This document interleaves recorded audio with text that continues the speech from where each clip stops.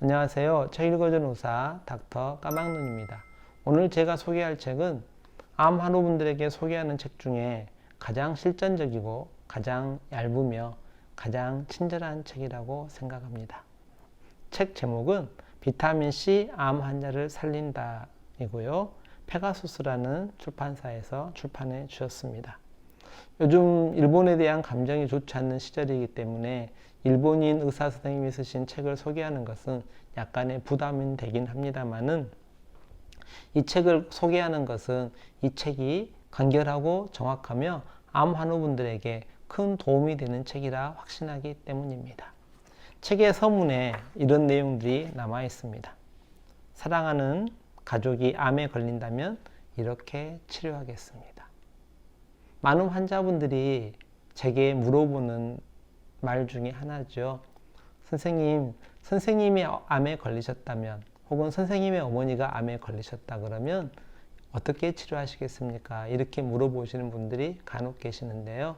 저는 그 질문을 받으면 이 책에 쓰인 대로 치료하겠습니다 라고 답변하곤 합니다. 내용 중에 이런 내용이 있어요. 암 환우분들이 가장 간절히 바라는 것은 잡아낸 논리로 주머니를 털어내는 약장수가 아닌 지난한 가시밭을 함께할 친구입니다. 건강에 관계된 책일지 인문학에 관계된 책일지 궁금하기도 하시죠. 근데 이 책이 이렇게 마음에 다가오게 되는 이유는 번역자 분께서 채율하신 분이기 때문입니다. 제가 좋아하는 단어 중에 채율이라는 단어가 있는데요. 이 단어는 상대와의 처지를 이해하여 가볍게 여긴다는 말입니다. 혹은 상대방의 입장에서 불쌍히 보살펴 주는 것을 말합니다.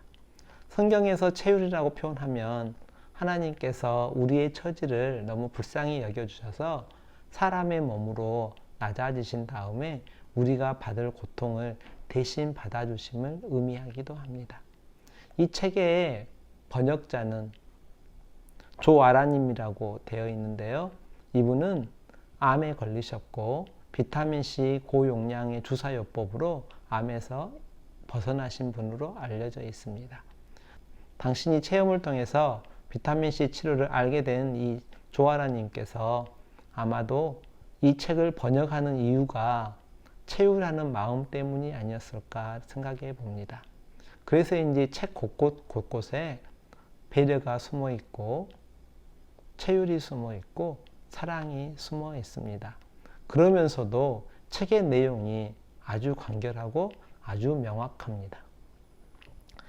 제가 암 환자분들에게 추천하는 책이 서너 권 정도 되는데 그 중에서 반드시 읽어보고 오시라고 권하는 책이기도 합니다. 저는 암에 걸린 적이 없어서 환자분들의 심정을 다 채율하지 못하여 안타깝게 생각하기도 합니다.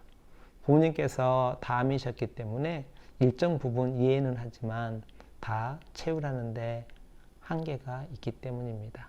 하지만 이 책의 번역자께서는 채율의 마음으로 환자분들 마음을 이해하면서 이 책을 번역하신 것 같습니다.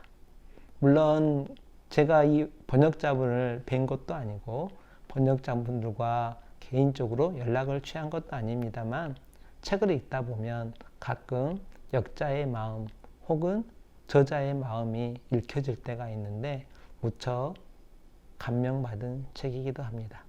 이 책을 읽으실 때는 한 가지 숫자에 집중하셔야 됩니다. 400이라는 숫자입니다.